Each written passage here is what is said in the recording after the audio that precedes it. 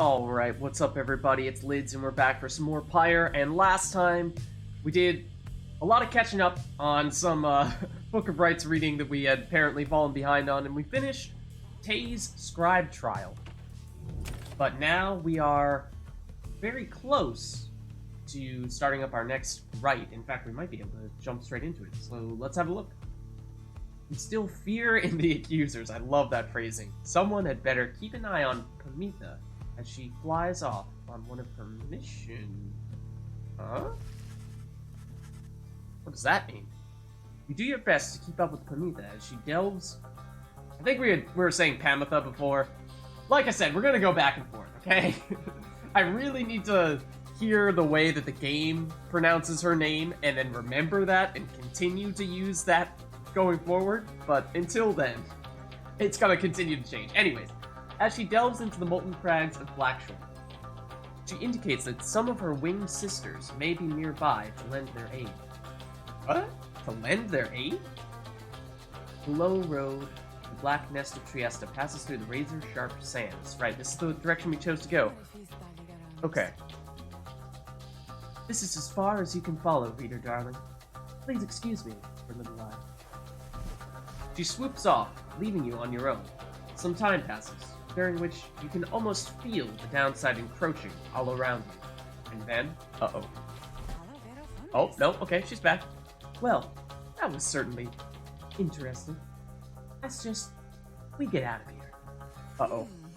It would appear the accusers soon will have a little accident that should dampen their spirits.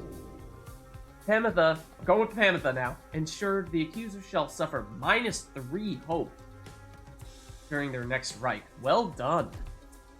So that will make it so that when we take them out, when we banish them, it takes them considerably longer before they can respawn in the arena, which I would think would be pretty strong synergy with our usual strategy of going with the aggressive banishments and then trying to dart in for a quick score on the Pyre. Okay, so Nest of Trieste, one of the downside celestial landmarks. You are to conduct the rites here soon against Lendl and the accusers, which again, I think they were the most straightforward of the opponents we went against. I'm pretty sure we beat them without letting them score a single time on us. But it could be that things have changed since then, and in the meantime, since it's been a long time since we went against them, that they've become more powerful. We'll have to see. But it looks like we have both Book of Rites things to read and potentially people to talk to, so let's do that real quick. Sir Gilman is back. Sir Gilman is fuming in anger over something, so much so that you are hesitant to approach him, but you approach him anyway. Exile! It is too light a sentence for this night! He notices you then, and seizes up. He begins acting rather nonchalant, as though his outburst did not just transpire. Oh, greetings to you, noble master reader. What brings you to this night this afternoon? Sir Gilman is attempting to make small talk. Ask him if everything is all right, tell him to calm down. Such a venting of emotion is uncommon, even for the likes of this particular Worm Knight, or Sir Gilman is making enough of a racket to cause some fair amount of concern. Let's ask him if everything's all right. I feel like that's a little bit nicer of a way to put it.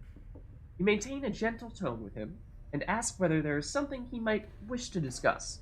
Sir Gilman perhaps could benefit from talking through his woes.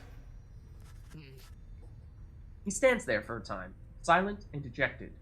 Then, Master Reader, this knight cannot escape the horrors of his past. It seems that you would hear him. Then, you have this knight's apologies ahead of time for burdening you further with his troubles. Having said that, here are the troubles you requested. You are, of course, familiar with the siege of the Spiral Sanctum. Burned down remains of the old capital of... yes, okay. Vaguely familiar. For this night, the memory of it is like a wound which will not close. This knight stood there on the front lines whilst the High-Wing remnants descended upon us. So furious was their assault that our chain of command was instantly... We of the Sea Dominion, we require orders to perform our duty. Without such orders, why, we surely made a very easy target. There that eve. One by one, two by two, they picked us off, becoming bolder, some of them shrieking with laughter all the while. This night, he saw his comrades cast aside, sea flies. How this knight survived, he does not know for certain, even now. Perhaps was that he attempted to pursue and detain his own knight commander, whom you met when you first met this knight. That cursed Sir Deluge! If not for his craven cowardice, this spiral sanctum, it might have held at least a while longer. But instead, we were routed, rendered spineless both in form and deed. The Deluge was first to turn and flee as our chain of command crumbled. And as for this knight, who failed to get the knight commander, he must have looked a coward too. Thus came the time for penance, and this knight, why, he insisted on the only course of action reasonable. He insisted on the sentence downside. As you can plainly see, his wish was fulfilled. How absurd that he should re-encounter his old knight commander here soon after. Thus did this knight become obliged once more to Sir Deluge. We took to the waters of the Sea of Solace, where soon we met the Pyre Hearts, a triumvirate exclusive to our kind. It was plain to see that they lacked wherewithal, and Sir Deluge, they thought he could provide it, the leadership they sought, and his was too much of a coward to decline. As for this knight, being of the Sea Dominion, he had little choice but to comply, or so, at first, he thought. When this night, when he encountered you and the Nightwings, something awakened within him. With so little honor left to lose, and so much left to gain, it became eminently clear that this knight stood a better chance within your ranks than those of Sir Deluge. And there is little left to say. This knight cannot escape his past, and yet he chooses to believe that he was spared that day, not merely by coincidence. Perhaps under King Or's yet plans in store, in which this night he clings, however vainly.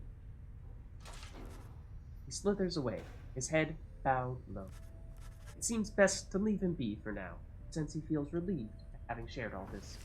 So we now know that he voluntarily exiled himself. We got a roster update, and I assume that probably relates to the explanation as to how he got exiled. We look at the Book of Rites. We appear to have, I think, what was 2 updates. I saw 2 come up before. Let's see, the 8 scribes. The words of Golgolthania. We found each of the others in due time, by fate, not by coincidence. The wise Luce Glorian stood among the trees, gazing at the stars, expecting us. The wild witch, Lily, was so enthralled by my liege's utter transformation, she stayed her sorcery. Blessed-born Triesta swooped down upon us, but to warn of imminent attack. The many-maned Jonio thus intervened, and shared with us his humor at hunt. Even the Underking Orus himself sought out an audience with us. Thus we became the 8 and journeyed on together. I believe there's one more here. And again, I realized that we could theoretically click on these on the side in order to figure out what they all are, but it's easier when it just picks the right page for us, right? Alright, in the words of Luce Glorian, 100 Minds, the scholar, the ashen effigy of the nightmare titan Sylvius Force-headed looms as dark as ever, precipices of Black Basin, where her chaotic influence sundered the land itself until it wept with fire. The very instant that our grateful friend Triesta Tithys finally laid to rest the greater titan, the power of the holy scepter of the Empire. The stars shone down upon us all with blinding light. Triesta thought that she could bear her children the warmth there, but alas. Now the stars revisit that locale with regularity.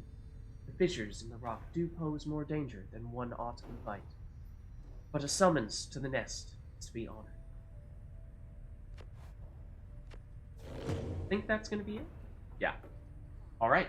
And I think we have the right, but we also have a slug market. So let's see if there's anything good for us to pick up from Falcon Ron. Hey, you guys. Where's your friend? You know, the big one with the horns, like frowning and stuff like that. Something happened here, or what? Heard a crazy story. She flew on out of here or something. Anyways. Okay. Oh, I do think this looks new. The Twilight Shard. And we have almost no coins. Wow. When flinging the orb in the adversary's pyre, the bearer deals bonus damage +2. And again, we really don't do that. We don't use the ranged attack very often. So I think that is not very useful for us. Can we afford these at least? Just barely.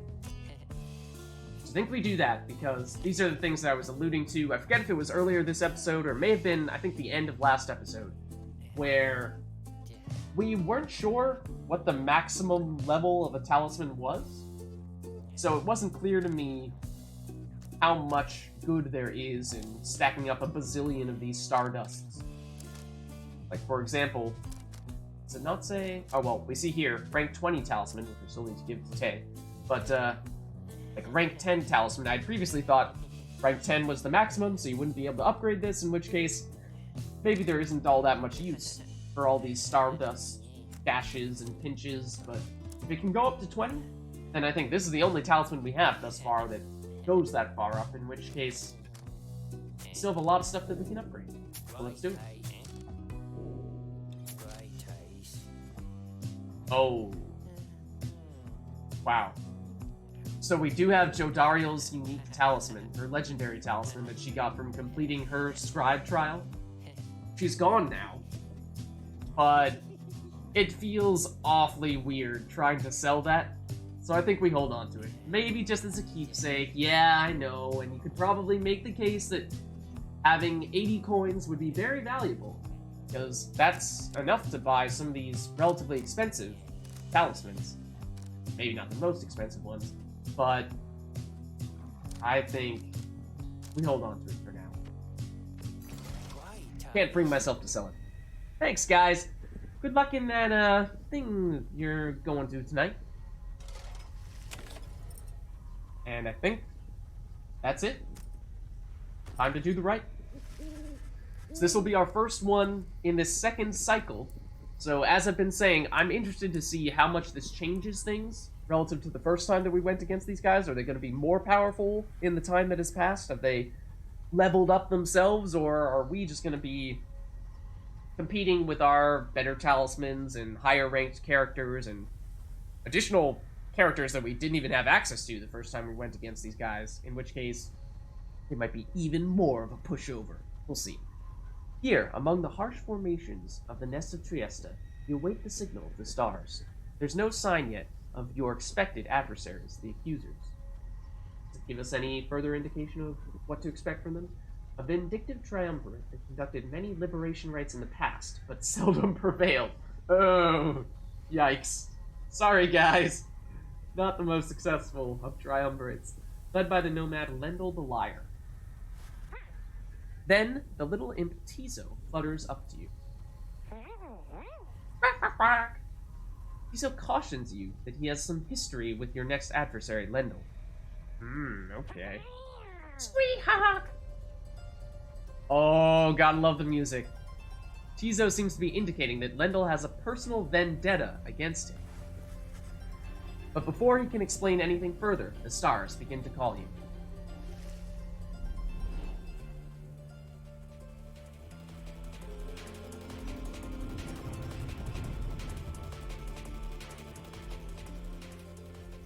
Each of the celestial landmarks where the rites take place has its own distinct layout and properties that may influence the outcome. So that is true. It could be different just based on the obstacles. because those will change with the new location against these guys. Because the cycle of the rites begins anew. Perhaps you'll liberate another soon enough. Your chosen adversaries here shall be the accusers.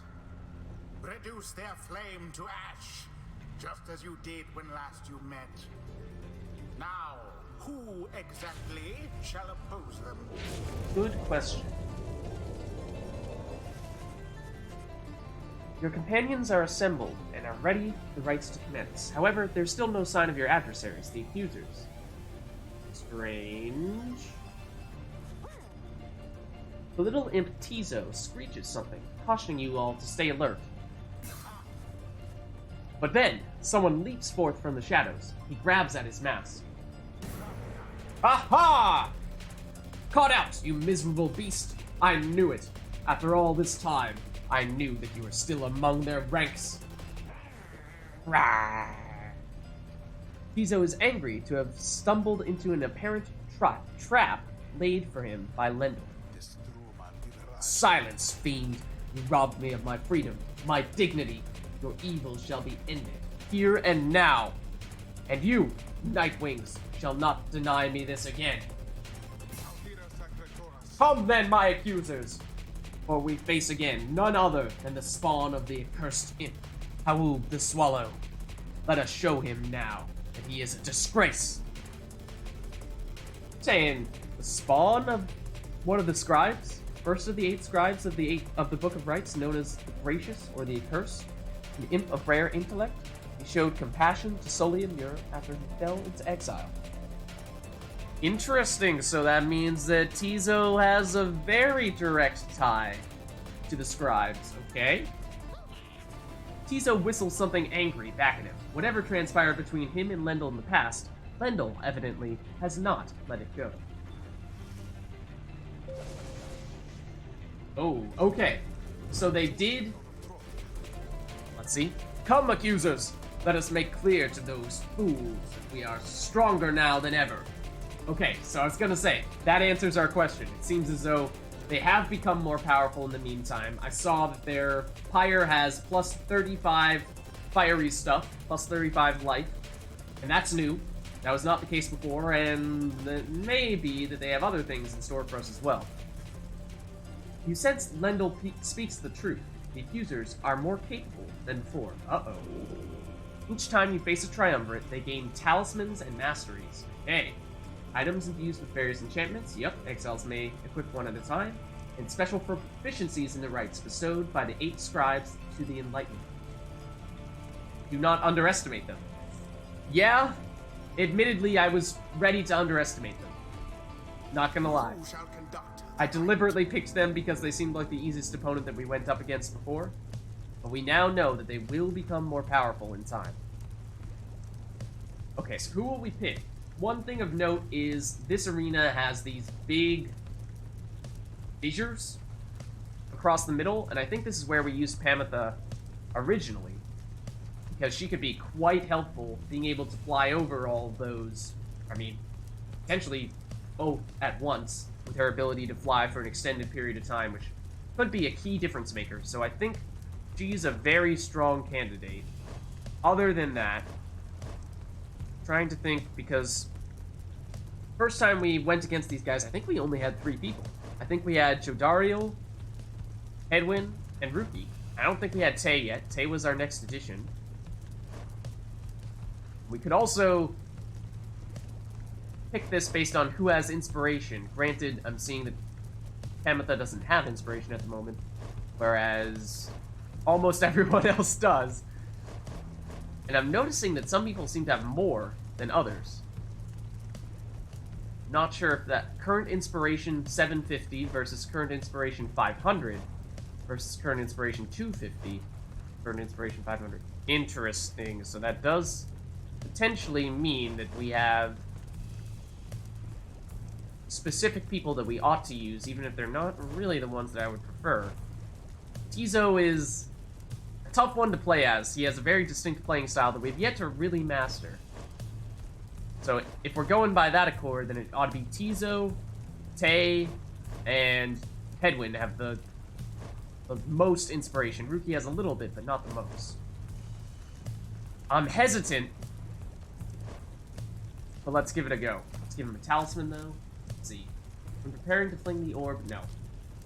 After the bear banishes an adversary, spawn a moon drop, which briefly gains infinite stamina. I don't think this is a good combination with Tizo, because Tizo has that ability where he basically explodes himself and takes out a bunch of adversaries with him, but in doing so, that means we don't have anyone in that general area, and could mean that our adversaries can pick up that infinite stamina moon drop, and they can use it too. So I think that's a little bit of a negative. Let's put Tay's unique talisman on for legendary one that's specific to her. Edwin would also have his unique one, but that would leave us with Ruki's is specific to him as well. We have the quickness one that's on Sir Gilman. We can take that one out. We have the one that allows us to come back from being banished instantly at a 30% chance of success. And I think that might make sense for Tizo, because Tizo's style is very much that he, well, gets banished very frequently. Either from us or from others. And yeah, I think let's go for that. So this is not going to be my favorite group in terms of their capabilities, quite frankly. But we're basing it on how much inspiration they have, and I hope that they are good enough to still carry the team. Tay is going to be our speedster. She's not as fast as some of our very fast characters, but she still has a fair bit of speed.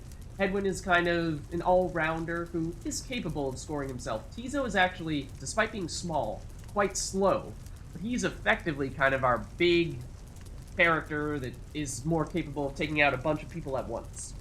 So let's see. That Lendel's lost his cool. Let's get him while he's flustered. So go quick, that's what you're saying. Yeah, I wish we had picked someone who had some interesting traversal abilities, because that is the key difference here, I think, is that with this arena, it would have been really nice to have someone with the capability of extended jumps or flying, like Pamitha. Night Wings! The wicked fiend you serve is an affront. He denied my rightful freedom in my moment of triumph. I shall never forgive him, or any of you.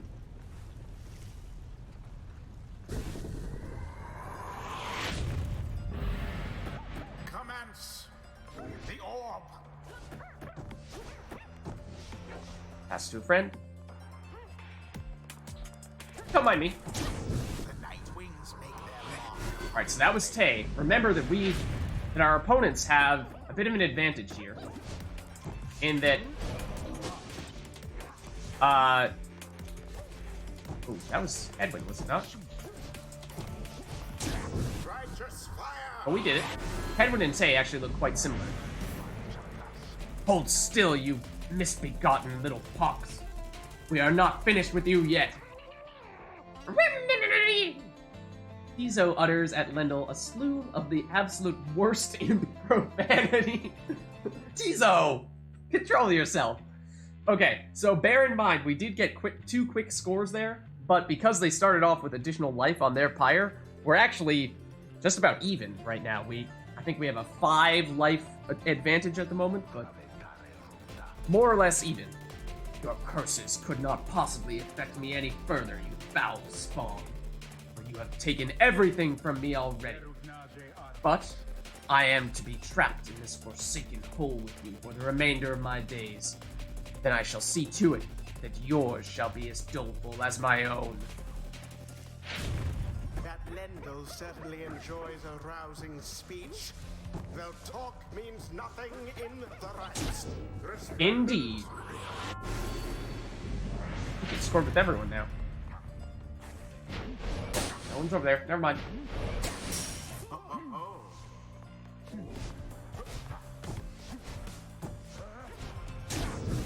Too easy. Except he's probably about to get angry at us. No, maybe not. Oh, indeed. Oh, I almost ran into them at the end there. Tizo's a little tricky because he hops. It's not like a current, constant movement.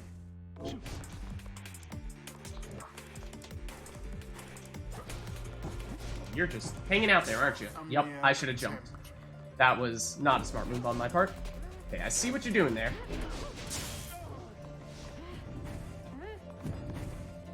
What are you doing?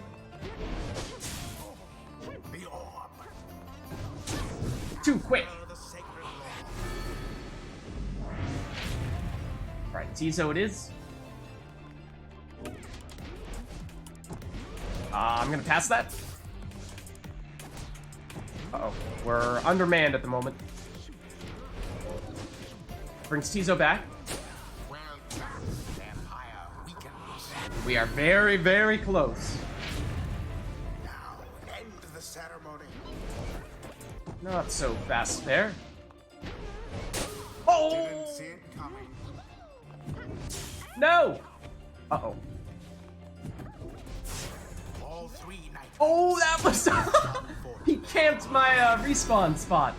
Oh, I thought I was being clever. Oh, I clicked off the screen. Hold on. Hold on. Here we go. Alright, the full screen is still on. Yeah, good. Last time I did that, we had a whole bunch of problems with changing the frame, but we got it. We got it.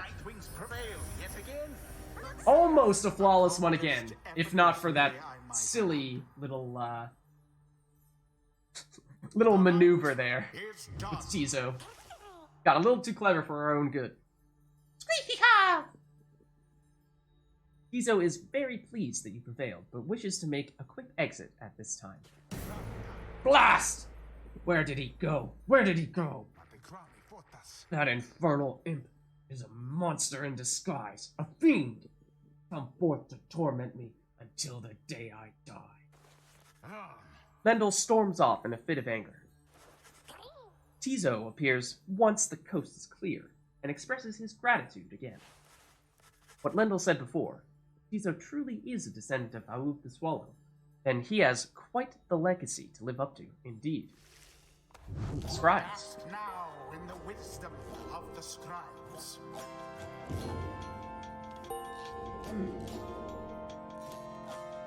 So I don't have a great sense as to what it is that increases characters' inspiration. It's like I saw that Ruki's inspiration grew when he didn't participate in this rite. Is it best to actually wait and not have people participate in the rite that have inspiration and allow that inspiration to increase further? Might be, but I see that Tizo, who had a lot of inspiration, competed in this rite and still has some left over, even afterward. So yeah, that remains a mystery to me, but we'll see if we can figure it out going forward. Rock creepy! Tizo just had a flash of inspiration about his role in the rites, and as part of the Nightwings. Yeah, so if you guys have a good sense as to how exactly inspiration is determined, definitely let me know in the comments, because I have not figured it out yet, and I would love to know. And I feel like we're far enough along at this point that it's reasonable to assume that a more observant person than myself might have figured it out, so I think it's fine. Not a major spoiler at this stage. Alright, so choose a mastery for Tizo. Let's see. So the first time round, we chose that if Tizo is banished, he drops a moon sign that allies can instantly transport to from their pyre. That's what we did at the end of that right there. And I thought that I was being really clever because we had only Tizo left, or at least only someone else left. I think it was Tizo. And we had our opponents with the orb on the far end of the arena, and I thought, okay, let's teleport to where Tizo died so that we can be right next to where our opponents just picked up the orb, we can take them out quickly, and then launch a counterattack. But what I didn't realize was that it was so close to where our opponents were that we respawned directly in an opponent's aura and basically just teleported to our immediate death. So I think it is still an interesting option, an interesting strategy that we could potentially use, but we were just a little unlucky on that occasion. Let's see what else we can do. So, if banished, Tizo automatically casts his Implode ability if he does not possess the orb. That seems really helpful. Like, that actually probably would have saved us in that circumstance. If we happen to teleport in to a dangerous situation and we get taken out immediately, then we still implode and It has a pretty huge area of effect, that implode skill, so I think that could still be very useful. Otherwise, what's this? When saluting his adversaries again, I never do, Tiso turns into a fast-moving howler, or bat. So Tiso is quite slow. He's not quite as slow as Jodariel was, but he's not that far off. So being able to convert into a speedster, that would be quite useful. If I ever actually use that salute option. Then if we're here, if banished Tiso drops an improved moon sign that boosts allies' speed and stamina. That also sounds good. What is this one out of curiosity? While fluttering or zipping, Tiso moves much faster than usual. And that also sounds really good. A lot of good options here. I like this though. Let's go with this. It's a little different. Because my general tendency is going to be to always side with going with the speed route, but sometimes we need to get a little more creative.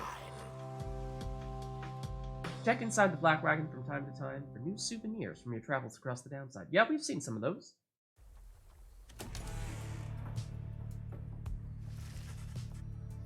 You return to the wagon after you and your fellow exiles bested the accusers and find Volfred waiting for you there. Well done, back there, my boy. You are serving your companions well. Now then, I have something that I wish to share with you, if you have a moment. We have discussed the plan, of which we're all a part. I have a means of measuring our progress towards the goal of it. I mean, is it just that percentage that you seem to update every time I hover over the plan? And I'm wondering if, after completing a rite successfully, if that's changed. It's up from 25 to 28%. All right, making progress. I'd like for you to have a look at it. First, let's determine where the rites may take us next. Look forth. I expect you shall again see several shining stars, where once you saw but one. You gaze again into the darkness of night. See where we can head. Whoa! Hawu, the Midnight Star. Bull, the South Star. Okay, they're all in the same general area. Domur, the Dusk Star. They're all well south of here. Several shining stars. Trick of the eye, or the will of the scribes. You can say. I too once gained this newfound vision many years ago, following my first liberation rite. And I believe only we of the Nightwings have this gift. I realized that in choosing whom the Nightwings confront in each rite, we, in turn, influence which triumvirate we face when the time comes for someone to be set free. Ah, so does that mean we can deliberately wait and not choose to go against the opponents that we think are the easiest and save them for the final round? Like, could we have waited deliberately to go against the accusers until the very end so that we face them in the liberation rite and make it cakewalk? Piece of cake. Cakewalk? It's cakewalk, I think? I don't know. Maybe I just botched that expression. The object I invite you to use contains further detail. Henceforth, you may use Volfred's Planner to see your current progress. An object that shows the relative standings between the 9 triumvirates in the rites. Oh, cool! That's very cool! Using Volfred's Planner, you may assess your progress towards your ultimate goal, as well as check the current standings of your adversaries. I did not realize there were going to be some standings. That's cool. I like that a lot. Volfred shall keep this information up to date for the remainder of your quest. You may look over it now, or any time in the Black Wagon, or while searching the stars. Huh. Okay, so what do we have here? Favor, a measure of a triumvirate's worth in the eyes of the 8 scribes. Infinite for us. Oh, okay. I guess we are the favorites.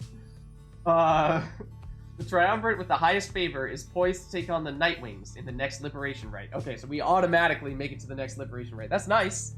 Favor is earned by prevailing in the rites. After a liberation rite, a triumvirate's favor is After a liberation rite, triumvirate's favor resets to 0. Okay, so the standings reset every time we change the cycle.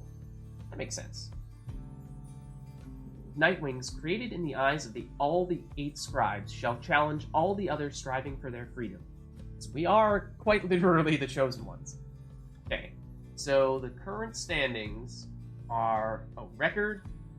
So let's see, triumvirate.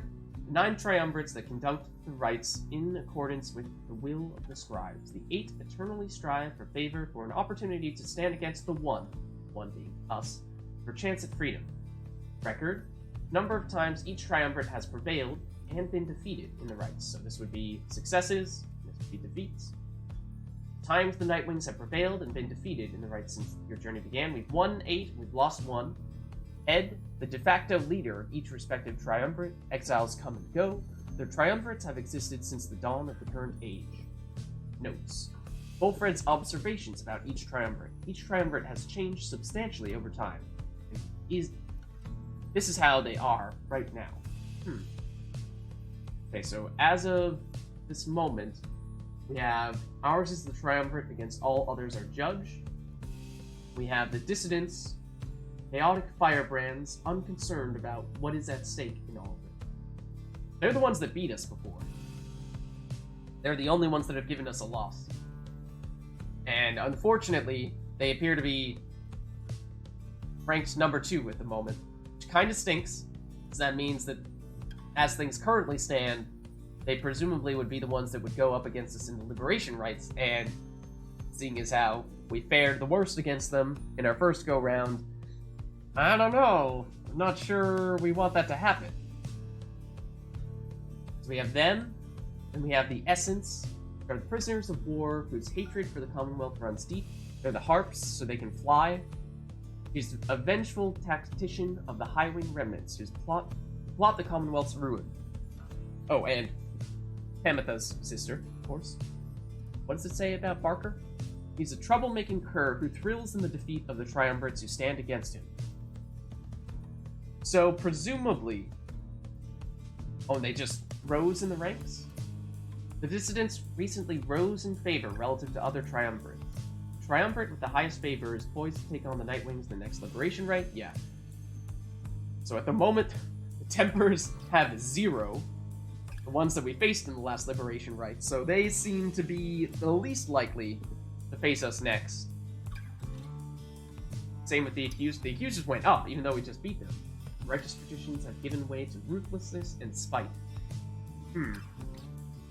So yeah, as things currently stand, we're most likely to face the Curs, which I'm not a huge fan of. I'd like to ideally beat them so that we are not going to face them in the Liberation Rite. The Essence, with all the flying enemies, I mean, that also seems like a tricky one that we may not want to go up against. And then I don't remember this one. Fate? An honorable triumvirate determined to uphold the traditions of the rites. Led by Cur Dalbert Oldheart, with the help of his adopted son, Savage Almer the Helpless. We faced these guys pretty early, didn't we? His honorable old Cur, bent on upholding the sacred traditions of the rites of his son. They cling to the belief that the scribes are watching over them. I think they were the second people that we went up against. Wasn't it 1, 2, and 3? I think the first few we went up against were fairly simple. They weren't that good. I mean, presumably they've gotten better since then. But I think that means that ideally we'd like to get rid of these guys. Bump them down in the rankings so that we are more likely to face the Fate. Because they seem like they are the most likely... Oh, they're actually tied with the Essence right now. Okay. Okay. Oh, rights till next liberation? Question mark. Interesting. Okay, so we can theoretically, maybe, figure out how long it takes until the next liberation rite. Liberation rites conducted, 1 in this cycle. Number of opportunities you've had to liberate your companions at the fall. Oh, no, this is liberation rites specifically. So the final liberation rite. So, like, for example, when we freed Jodariel. Additional exiles required. Huh? What is this? Number of additional exiles required to join the Nightwings and fill a key aspect of the plan. Ah, okay, so we're still waiting to gain one, apparently. And it looks like, based on how this number appears as though it might be able to change, we might continue to seek out more than just one additional friend.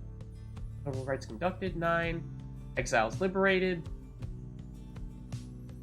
Probability of success. Volfred's current best estimate, the revolution brewing in the Commonwealth shall succeed. Additional notes. Latest thoughts about the progress of the plan and the current status of your quest. Adium the 2nd of Ninthun, 837 AS.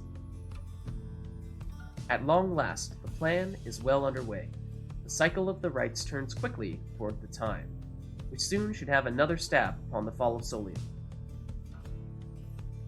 And 837 AS. I'm assuming that means after, Solium? Maybe? No. That number is significant because I remember that that's the number of years that the person in the orb has been stuck in the orb, which ties her pretty directly to the major events that are happening. Which is not a terribly large surprise, I suppose. We kind of could piece that together before, but connects a few more dots, potentially. Okay, so. Alright, we go down. That's where all the other ones were. So, you were pretty low in the rankings. What I would love, I mean, it would be awesome if when we're looking at these triumvirates, if it showed their current rank in the standings. That would be ideal. Oh. It's like I remember these guys are number 2 at the moment. These guys are tied for number 3. And these guys are not the other team that's tied for number 3. They're somewhere in the middle to lower part of the table, if you will. So, I mean, it looks like what we really need is one of these. Probably this, quite frankly, because we would love to get rid of them before Liberation Rite. I think we head here. It's going to be risky, because they beat us last time. It'll be tough. They're speedy. But we didn't have Rookie available at the time, and it might be that Rookie is not available this time either. We're, gonna be butting heads against old Parker again, are we, chum? Guess it, helps to know ahead of time so I can, brush up on my groveling. He then shares with you that what he knows of your next opponent. Parker Ashpaws, a volatile cur whose pack, the Dissidents, conduct the rites more so for thrill than freedom. For the skulls, too. Back on the other side, Barker never quite took to the culture of the Commonwealth, and often ran afoul of the law for various acts of boorishness or vandalism. He always promised to go straight, and in time, he found a certain niche, for he was an accomplished hunter. And the people of the Commonwealth did have an appetite. Parker relished the hunt for more than anything, and spent his earnings on a variety of questionable things. One particularly raucous evening, Parker was caught relieving himself on the front of the statue of the Archjustice Androbeles IV, and that was the end of his citizenship. The Grand Judge, who, in 617 AS, issued a decree prohibiting literacy in answer to growing unrest. Those who violate the law of the Commonwealth face sentencing by the appointed Archjustice. So yeah, you know, urinating on the Archjustice is probably, or a statue of the Archjustice, probably not the best way of endearing yourself with the rest of society. In the downside, it seems he caught the notice of the dissidents, who, in turn, must have observed his speed, ferocity, and fearlessness. He is now the best of them. Parker's reputation grew among the exiled curs of the Jomir Valley region, where he is feared and unafraid of taking what he wants. Not long after he flushed me down, I was just trying to make ends meet. After they flushed me down, it wasn't him. It wasn't, this guy that we're going up against now. I was just trying to make ends meet and, made a deal with him. In hindsight, let's just say it was a bad idea. He could make my life go real sour if he wants. Anyways, I better go pass out. We got a few days ahead. Long few days ahead. You wish Ruki a restful evening in turn. It's too late to take flight, though tomorrow you can press off. Okay, so I think this is a good place for us to stop for now. We got some interesting insights as to how exactly things are going to play out going forward, where not only are we going to get to choose who we go up against, but we can try to manipulate the table a little bit and determine who is rising and falling in the standings and try to play into that such that we're going up against the team that we want to go up against once the liberation rights roll around. So, you know, for example, if we want to try to avoid these guys that we're about to go up against who handed us our first loss, then maybe that's our best shot at making sure that they don't show up in the liberation rights and potentially spoil our chances of saving someone else, giving them their freedom. But anyways, hope you enjoyed this one. Let me know again if you have a good sense as to how exactly the, what's it called, inspiration works? Hold on. What is that called? Yes, inspiration. Let me know if you understand how exactly the game determines when characters gain inspiration, when that inspiration grows, and when it gets expended, because as of right now, I certainly can't say that I understand it entirely. But anyways, I'll see you all next time, so see you around.